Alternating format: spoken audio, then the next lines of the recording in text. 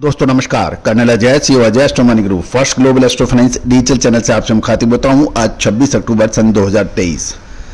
दोस्तों Ajay astro money group देश का पहला चैनल है जो 42 कमोडिटीज 5 मार्केट पर लगातार अपडेट और विश्लेषण देते हैं। दोस्तों हम वर्तमान ही नहीं भविष्य का भी करते हैं सटीक आकलन।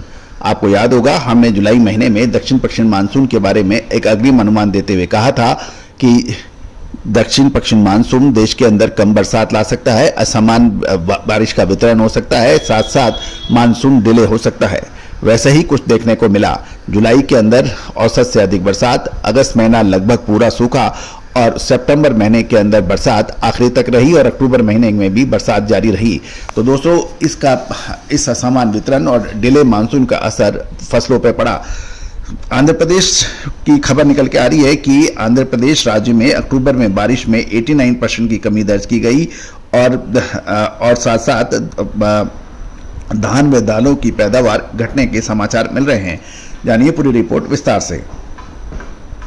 दोस्तों टाइम्स ऑफ इंडिया में एक महत्वपूर्ण खबर के हवाले से कहा गया है कि दक्षिण पश्चिम मानसून कुल मिला के 13% कम बरसात के साथ समाप्त हुआ है। अक्टूबर मानसून के बाद मौसम का पहला महीना आंध्र प्रदेश में 89% यानी बारिश की कमी देखी गई और ये स्थिति आंध्र प्रदेश के कुछ राज्यों में खड़ी फसलों पर भारी पड़ सकती है। दोस्तों आंध्र प्रदेश में 1 से 24 अक्टूबर के बीच सामान्य से 126.9 मिलीमीटर के मुकाबले मात्र 13.7 मिलीमीटर बरसात हुई है। अक्टूबर में राज्य के सभी 26 जिलों में कम बरसात दर्ज हुई है और अधिकांश जिलों में 85 से 99% तक का कमी दर्ज करने के समाचार मिल रहे हैं।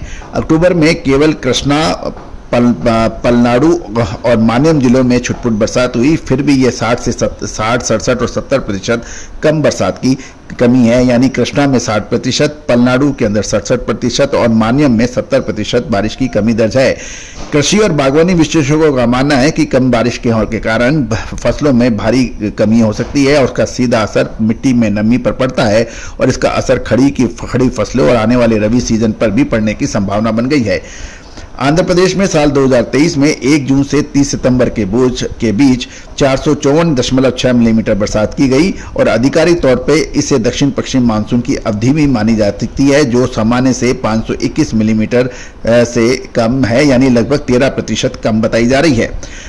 आईएमडी और अमरावती के निदेशक स्टेट एस ने कहा है कि राज्य आंध्र प्रदेश के कुछ और दिनों तक शुष्क मौसम जारी रह सकता है क्योंकि जुड़वा चक्रवातों के कारण पूर्वोत्तर मानसून की शुरुआत में देरी हुई है और पूर्वोत्तर मानसून अक्टूबर और दिसंबर के बीच रायसल सीमा क्षेत्र और दक्षिण तटीय आंध्र प्रदेश में कुछ बरसात की गतिविधि ला सकता है। किसानों का यह भी कहना है कि कम बारिश के कारण राज्य में धान, दाल और अन्य खरीफ की फसलों की पैदावार में भारी गिरावट आ सकती है और यह भी कहा है कि अगर सूखा जारी रहा तो आगामी रबी सीजन के लिए भी ये खतरनाक साबित हो सकता है। दोस्तों दक्षिण भारत के अंदर इस बार काफ़ी परेशानियां रही और खासकर महाराष्ट्र और दक्षिण भारत के अधिकतर राज्यों के अंदर बरसात का असमान वितरण और बरसात की कमी से किसान जूझ रहे हैं। दोस्तों हमारा प्रयास यही रहता है कि देश दुनिया की खबर आप तक सबसे पहले पहुंचाई जाए और इसका पूरा फायदा किसान, व्यापारी और नीति निर्माता प्राप्त कर सकते हैं। दोस्तों आपको हमारा ये चैनल कैसा लगता है अपनी राय अवश्य दीजिएगा और यदि और आपके इलाकों में कुल मिला के कितनी बारिश की कमी या अधिक है उसका भी कमेंट बॉक्स के अंदर जरूर आप कमेंट कीजिएगा। All the very best, good luck, happy trading.